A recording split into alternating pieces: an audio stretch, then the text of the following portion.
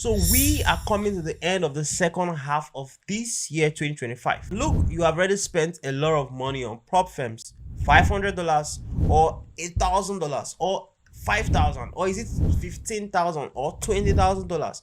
A lot of people have spent a lot of money on prop firms.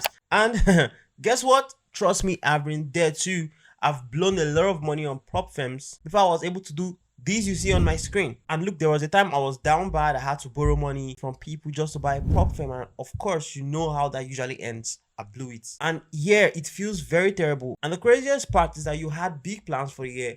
You plan to be 100k funded. You plan to be 400k funded. And take a look at you right now. You're not even 10k funded. That's why it hurts even much. Every single thing you plan didn't just work out. I've been able to get these accounts in January because I've been trying to focus on personal capital. Recently, what's going on in the prop firm industry doesn't really sit right well with me. I'm beginning to prefer personal capital. Yeah, that was the last prop firm I added to my arsenal. That's exactly why you have to listen to me, because I've struggled like you and I'm now funded and I've gotten some payouts this year. So there are some hidden reasons why most traders fail their prop firm challenges, and I'm gonna list them now. And all you have to do right now is pay attention and take notes. And if you try not to make these mistakes, you're gonna get funded before the year runs out. So the first reason you're losing every challenge you buy is this: you set yourself up. Now, when I mean you set yourself up, I'm talking to the people that have complicated strategies, people that have a lot of twists and turns in their strategies. And let me tell you something: almost every strategy works. I mean, if you come to the market and decide to buy at 12 a.m. after two bullish candles, or after an engulfing, something as insanely simple as that, and you happen to do it consistently over a long period of time, you're going to find some profitability in doing that. This will prove to you that strategy has never been the issue. The issue is routine. Can you maintain a particular routine? Do the same thing over and over again. And trust me, if your strategy is complex, you will not be able to do the same thing over and over again. I mean, you can relate to what I want to say right now. Have you been able to backtest a particular month's price action, and then maybe you ended up 5% in profit or 10% in profit, but then after a month you do the same backtest of that particular month you did before, and you figured out you did 2% or you did 20%, your results changed? That's because your strategy is highly intuitive. And I'm not trying to say people that do discretionary strategies do not know what they are doing. Of course, there are traders that trade well with discretion, but you need decades of experience to carry that out well. Because if your strategy is full of many twists and turns, many intuitive decisions or discretionary actions, what happens is that you're going to set yourself up. Your emotions will crowd your judgment every single time. Now, let me give you an instance. If you have a strategy whereby your take profit is not defined, it's based on what you think at the moment, or how the market is reacting, or the volume of the market, trust me, there will be times when you experience price go close to your set TP because of how, maybe because you saw a particular high or a particular sell side liquidity or buy side liquidity, you want to put your TP. You experience the time price gets very close to it and then reverses to your stop loss. And guess what? You'll be really angry at yourself. And the next time you're going to trade, you're going to try to reduce your TP or use a negative RR or something very crazy and unusual, because you don't want what happened the previous day to happen again. Now, what if I tell you that this is normal in trading? From time to time, you will experience price getting close to your TP and reversing on you. All of these are the little things that traders face in trading. But guess what? It just happened to you. But because you don't have a fixed rule for setting your take profits, what happens at the end of the day? You start blaming yourself. You wonder, why didn't I just put a 2R TP? Why didn't I just this? Why didn't I just take profit? Why didn't I just... And you revenge the next day.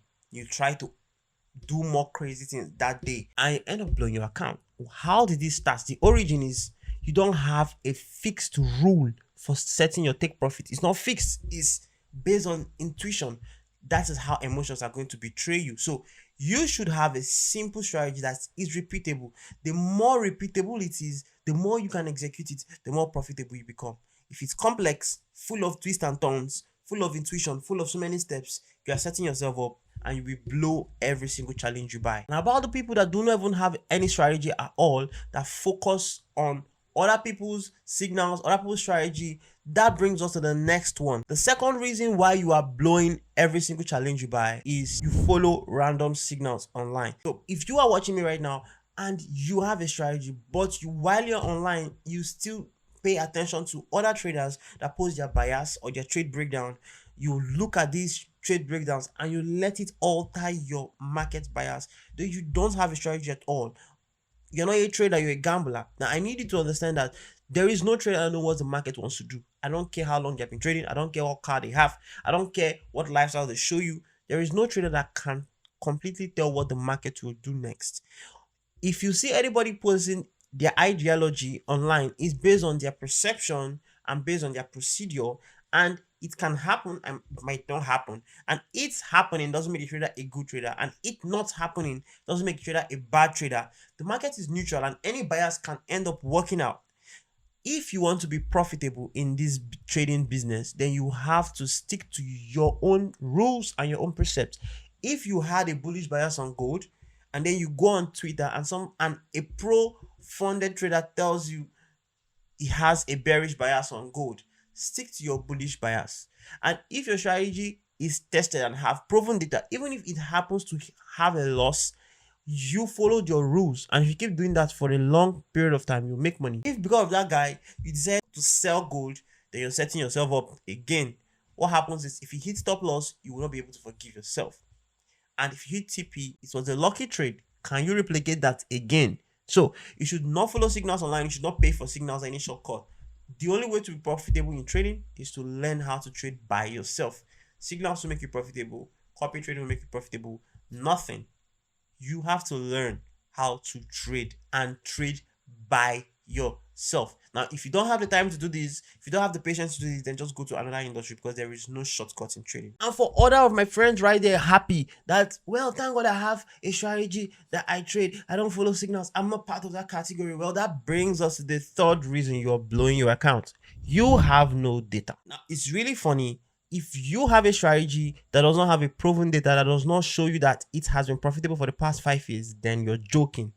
You're joking, because I said it before that most strategies work. I said it before, and that's the truth. But listen, not every strategy has the same pros and cons for the short term.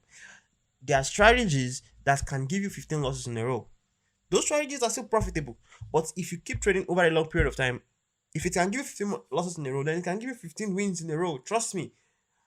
But they have some very crazy downside that you need to figure out. Now, if you don't figure out, those things are going to take you off guard when you buy challenge. For example, you don't know that your strategy can give you 10 losses in a row, and the moment you buy a challenge, you're just starting a losing streak. What happens? You're gonna blow it. You don't know the pros and cons of your strategy. The strategies that perform poorly on Mondays, the strategies that perform poorly on Fridays, the strategies that do not work well on NFP weeks.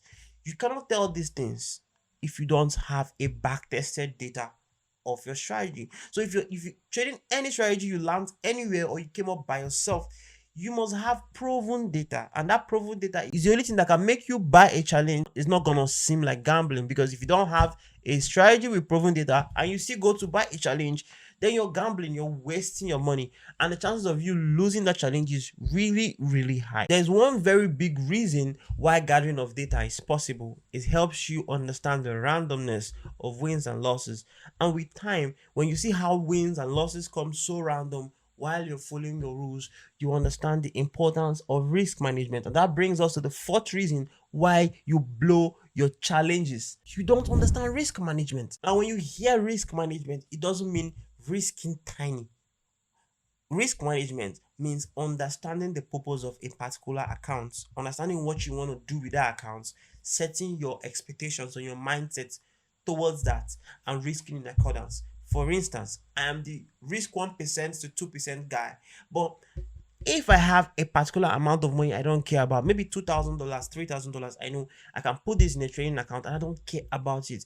And I want to risk high because I want to purchase something with it. Now, before I do that, I have already accepted that this money is gone and it can go and I'm fine. I know I'm doing high risk and I could unluckily have a losing streak and it's fine. I'm going to lose it. I've already accepted it. So I start risking 5% per trade or 10% per trade, understanding that I have 10 shots before I blow the account or 20 shots before I blow the account. Now, this is what they call risk management, knowing what you're risking in value of that account and not just placing one lot because it's a 10K account or 10 lots because it's a 100K account. No, you should be able to understand what you are risking per trade. And there is a simple calculation I always teach all my students to know what you're risking for pairs that end with USD, like Euro USD, Gold, GBP USD, AUD USD, NZD USD. Then you should do this: the amount you're willing to risk divided by the number of stop loss pips of that particular trade. That's going to give you an answer. Now divide that answer by 10. Now when you divide that answer by 10, 10 is a constant for all pairs that end with USD. That's the pip value for all pairs that end with USD. If you divide it by 10, it's going to give you an answer. Round that answer to the nearest 2 decimal place. That is the lot size you're going to use. Now, if you use that lot size, when the trade goes bad, you end up losing that specific amount of money you were willing to lose for that trade. Now, if you're trading other pairs like JPY pairs that end with JPY, the pip value for such pairs is 7.12. And if you're trading pairs that end with Canadian dollars, the pip value for those pairs is 7.5. Now, always use this formula to ensure you risk a particular amount you're willing to lose. That's what we call risk management. So when you're trading a challenge, you should be able to understand, do I want to trade this aggressively or conservatively? If you want to trade it aggressively, understand you could blow it fast, but then you could pass it fast. And you should be somebody that have a lot of money set aside for challenges so that you don't get stranded trading aggressively. And that brings us to the fifth reason you always blow every challenge you buy. What's that? You trade challenges wrongly. See, I can't stress this enough. You don't trade a challenge like a personal capital, or you don't trade it conservatively, risking 0.25 or 0.5% of that account. No, it doesn't make sense. So you have to trade it aggressively. And if you're a brokey, you don't have money to buy challenges and trade them aggressively, then you shouldn't even be doing anything prop firm. You should be trying to have a side hustle or a job to save up money. That's how to win at this game. Now, if you're risking very small, very conservative on prop firms, you're going to spend months and months and months on one account. Why? Because the average consistently profitable trader makes 1 to 5% on average a month. So it's going to take you so many months to get 15% phase 1 and 2 to pass your account. And while you're doing that rubbish, you're not getting paid. And when you're done doing that rubbish, you're not going to still get paid. So you are on the losing end, and there is no guarantee you spend 6 months on phase 1 and you're going to pass it. It's still dicey. You can spend a year on a prop account and still lose it. How do I manage to pass my challenge very fast? So I take challenges like trades, meaning I don't think too much about a particular challenge and I'm ready to buy many challenge in bulk. So how I do it is that when I want to accumulate funding, I can dedicate 1 to 2 months for funding time, and I'm going to buy a lot of accounts, like stack them up and take them one after the other. So what I'm going to do, I'm going to focus on phase 1, and I'm going to go for the first account, and I'm going to risk 2% per trade. Now 2% per trade is crazy, because if you're on a winning streak, you're going to pass in days. If you're on a losing streak, you can also fail in days. And if the market is kind of slow, win loss, it could take you a week or 2 and you'll be done with that account, either fail or pass. You dump it and you pick the next account from the carton and you trade. The same thing, you pick the next, you trade until you have exhausted all what you bought. Now, if you bought 10 accounts and you're already you're a consistent trader, you should be passing like 5 or maybe 4, if because it's high risk trading. And that 5, you go into phase 2 with a smaller risk, 1%, and in that 5 you could pass 4, because now you're with a smaller risk and all, and now you're funded 4 accounts at a time in 2 months interval. Think about it. Why you were going to waste a year trading one account, and the prop firm might crash before you even pass that account. You're just wasting your time. Now, this is the right approach. Now, if you're not willing to do this approach, then you should just leave prop firms alone, because it's never going to favor you. Because these CEOs are traders on their own. They know it's very difficult to do 15% in a month without over risking. They know. And now that's exactly what they put for you. Combination of phase 1 and phase 2. They put like a trap for you. And if you're not smart, you're going to go through the conservative risking 0.5% way, and you're going to sleep on that. Like I said, if you cannot afford multiple challenges, please leave prop firms alone and try to get a side hustle, a job, and gather enough money and then come back. And for those of you that have the money to buy prop firms and you're just pumping in money this year in prop firms, like pumping in money, buying challenges after challenges, you have a problem. And that leads us to the next reason why you are blowing those accounts you're buying aggressively. Sixth hidden reason is you are desperate to pass account. Now, there are traders watching me right now, okay, because I have been there, that can trade. They follow their rules, but once they're close to passing an account, they go crazy. Either they want to over risk. Let's say they're up, is a phase one account, and you have to make 10%. You're very agitated to pass, and now you've gotten up to 8% in profit. Now this is where so many people mess things up, and they go from 8% to profit to a full destroyed account. Now this is it. When you're getting closer, you feel very agitated. Wow, you want to pass, you're going to get funded. Now let me break it to you. It's because you have high expectations in prop trading. I don't care how you think, but the truth is that getting funded is not a final destination. That's the truth. In fact, getting a payout from an account is not a final destination. It doesn't mean you've earned a spot and you're never gonna leave that spot. Trading doesn't give a shit about who you are. Losing a funded account after 2-3 payouts is very possible. It's very normal.